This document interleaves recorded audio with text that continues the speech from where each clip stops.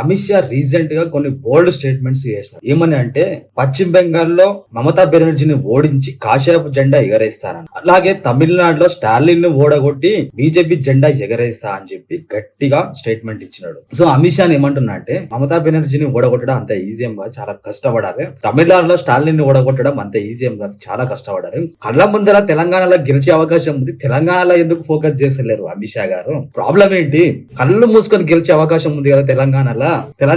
8 MP సీట్లు ఇచ్చారు కదా, నాయకులతో అవసరం లేదు. తెలంగాణలో మోడీ బొమ్మ పెడితే చాలు, గట్టిగా ఫోకస్ చేసి మోడీ బొమ్మ పెట్టి కార్యకర్తలకు భరోసా ఇస్తే కళ్ళు మూసుకొని గెలుస్తుంది. మంచి భరోసా ఇచ్చే ఒక్క నాయకుడిని, బండి సంజయ్ నైనా ధర్మపురి అరవింద్ నైనా అధ్యక్షుడిని ఇస్తే కళ్ళు మూసుకొని కలకాడ వచ్చి బీజేపీ సీఎం సీట్ పెడుతుంది. కళ్ళ ముందర కనిపిస్తున్న తెలంగాణ వదిలేసి ఏదో పశ్చిమ బెంగాల్లో ఏదో తమిళనాడులో గెలిపించుకుంటా అన్నప్పుడు అమిత్ షాకి ఏం చెప్పాలో అర్థమైతే లేదు. సో నాయకుడు అవసరం లేకుండా మోడీ బొమ్మ చూసి 8 ఎంపీ సీట్లు ఇచ్చారు తెలంగాణ ప్రజలు, తెలంగాణ కార్యకర్తలు. మరి తెలంగాణలో ఏమైంది? సీఎం గెలిచే స్థాయి తెలంగాణలో ఉన్నప్పటికీ ఎందుకు తెలంగాణ మీద ఫోకస్ చేస్తలేరు? ఆ అడ్రస్ లేని రామచంద్రరావుకి కార్యకర్తలను మోసం చేస్తున్న కిషన్ రెడ్డిని ఎందుకు నమ్ముతా ఉన్నారు? పార్టీ కోసం కష్టపడి ఆస్తులు దారపోస్తున్న ధర్మపురి అరవింద్ బండి సంజయ్ ని ఎందుకు నమ్ముతలేరు? సో తెలంగాణలో అధికారానికి రావద్దని మీకు ఉందా, లేకపోతే కావాలనే ఫోకస్ చేస్తలేరా? కార్యకర్తలకు ఏదో ఒకటి చెప్పండి.